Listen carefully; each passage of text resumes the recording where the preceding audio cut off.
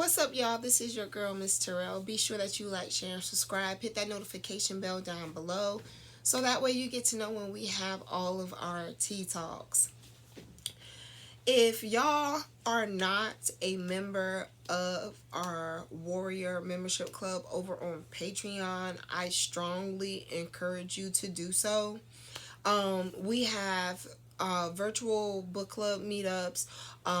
We have live Q&A.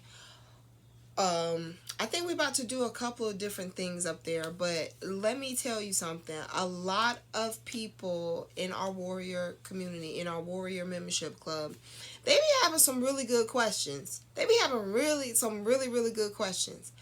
Um, so yeah, if you're interested or if you're intrigued, any by all means, the links for all of that is down below in the description box. If not there, it will definitely be underneath the about tab. But I strongly encourage you to do so. My Dream Entrepreneurship Program right now, I am in the process of getting things together for that. So if you're interested on starting a business and turning your hobbies into something that you want to have as a source of income, by all means, I do encourage you to do so. Go over to the Warrior Membership Club. Go ahead, subscribe, register, become a member, because once I'm done doing what I need to do and I start putting price tags on things, I'm only going to be charging for the book. However, depending on how many seminars and workshops that I do have to, decipher through and delegate, prices will fluctuate. So go ahead and be part of the membership club, because I'm telling y'all already right now, the ones that are in the membership club, they're already, your ticket is already paid for the workshop, for the seminar. It's already paid for. So needless to say, go ahead, go over there and get yourself together. So let's have a tea talk, shall we? Get your water, get your wine, get whatever it is that you're sipping on, get it and bring it close. So, I had a tea talker in the Warrior Membership Club. She asked me, she was just like, mind you, backstory a little bit. We grew up together, but we grew apart because, of course, life. Things change after college. Things change after college. Things change after high school. It's just life. You know what I'm saying? But if it's meant to be, things always come back around full circle. You just got to pay attention and caution the red flags. However, it comes to a point in time where you have to live life, and then maybe y'all able to come back and talk about it, discuss it. Maybe that will help make your bond harder and tighter, so that way not so many different things can come in between y'all the next time and tear stuff up. So she asked me, she was just like, with what I've gone through, I share with you what I feel comfortable with, and what time displays to me that I need to highlight and bring forth. Nonetheless, she's more or less a thing of like, look, you've gone through a lot. You've gone through a lot. You don't look like what you've been through. Like, water, wine. I know you like both, but what is it like? What's the best advice you can give? So I'm going to bring that same tea talk to y'all. And the best advice I can give is, are you trying to adapt or are you trying to survive? When you adapt, you go with the motion of the ocean. But at some point, once you start noticing everything that you following is starting to seem to like die off, and there's no survivors, there's no one that you can see and bond with to be able to go and try to see if you can go on the voyage and continue together.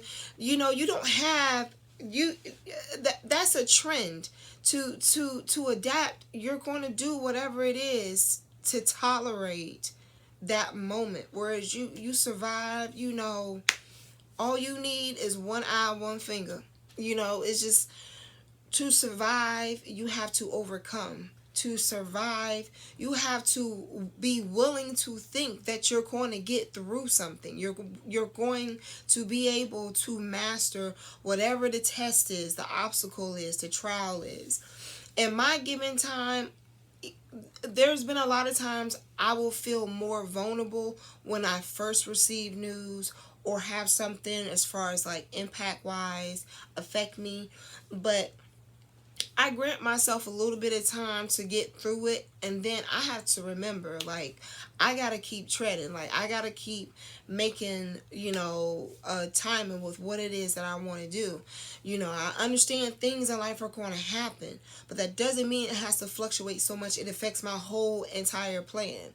Again, you're going to come across booby traps, you're going to come across, unwanted, predators and prey, haters, people, folks, family, friends, chicken, children, whatever. You're going to come through all of that.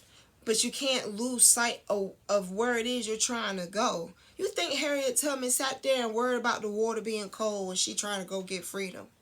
I mean, I'm just... Okay, I'm going to behave. I just need you to put this shit into perspective. You feel me? Do you think Nat Turner cared anything about someone's feelings that they were going after to retaliate against? You really think they said, well, let's not go and hang them around this time because, they may be sleeping? No, they don't know. No, they didn't care. The thing is that if I'm going to have to survive, I'm going to be smart, I'm going to be diligent, I'm going to be strategic, and I damn sure going to be quiet. Point blank, period. Ain't no adapting over here. You know what I'm saying? Snipers don't adapt. They watch. You know what I'm saying? Like, you got to understand, in order for you to be the last one standing, you have to have your shoes on. You got to have your shoes on all times. There's no minute off. There's no day off. And when I say that, I say it because in order for me to live decently, you have to think the same way.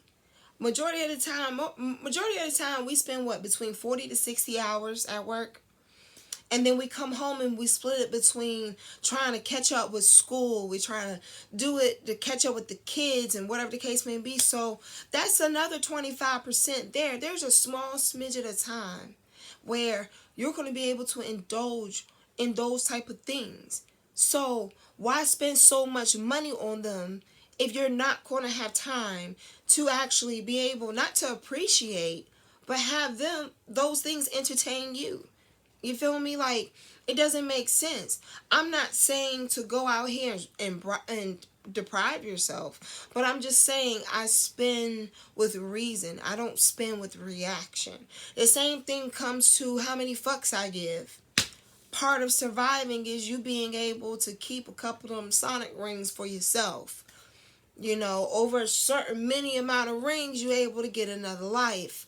And you can't get another life adapting to other people's bullshit. I'm just saying. Your septic tank and my septic tank ain't hooked up together. Just want to put that out there. So, when I need to move, and it's strategically, I'm the queen of knickknacks. I don't care if it's on sale. I don't care if it's just something I come across. If it's meant to be in my basket, it's meant for me to buy. Point blank, period. And then down the line, the next thing you know, it's something that I need, but I've already bought it.